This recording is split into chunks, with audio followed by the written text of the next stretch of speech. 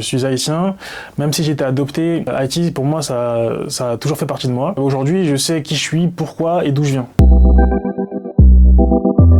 Alors moi c'est Pierre-Yvenel Stéphan, je représente Haïti depuis 2021 sur la scène internationale. J'ai été aux portes des Jeux Olympiques à Paris 2024 et je poursuis ma carrière pour peut-être participer aux Jeux de Los Angeles en 2028 aux États-Unis. Je suis adopté, donc je suis né à Haïti et je suis arrivé en France à l'âge de 3 ans et demi, 4 ans. Alors je suis premier gymnaste haïtien masculin. Il y a Chloé Timer qui est la première gymnaste toutes catégories confondues. Et moi, je suis arrivé juste après. Donc, ce qui s'est passé, c'est que quand j'étais petit, je cherchais déjà la fédération haïtienne de gymnastique, mais il n'y en avait pas. Donc, j'ai continué la gymnastique en France. J'ai participé à des compétitions internationales avec l'équipe de France. Donc, j'étais dans tout le circuit français. Et à un moment donné, à partir de période Covid, j'ai vu qu'il y avait une fédération haïtienne de gymnastique.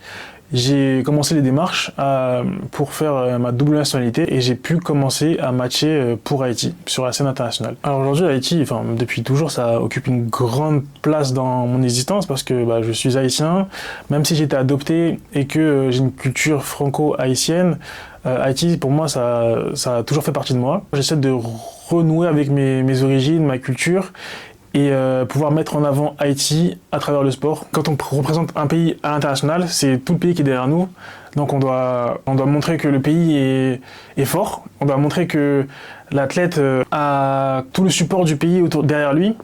Et c'est quand même quelque chose de très important de pouvoir représenter un pays à l'international. Pour ma part, j'ai pu représenter et la France et Haïti, et dans les deux cas, ça a vraiment été une fierté pour moi de représenter ces deux pays, parce que c'est pas donné à tout le monde de pouvoir représenter son pays à l'international, et c'est une grosse responsabilité que de pouvoir montrer ce que l'on vaut aux yeux de tout le monde. Je suis chanceux d'avoir pu grandir en France dans des bonnes conditions, donc j'ai pu avoir une vie plus ou moins comblée.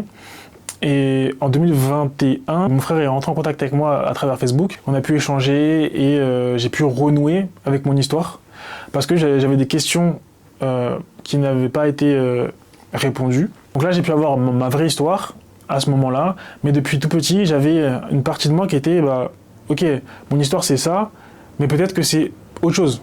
J'étais dans l'incertitude et aujourd'hui, je sais qui je suis, pourquoi et d'où je viens. Donc ça, c'est quelque chose qui est très confortant pour moi, pour ma construction et mon avancée.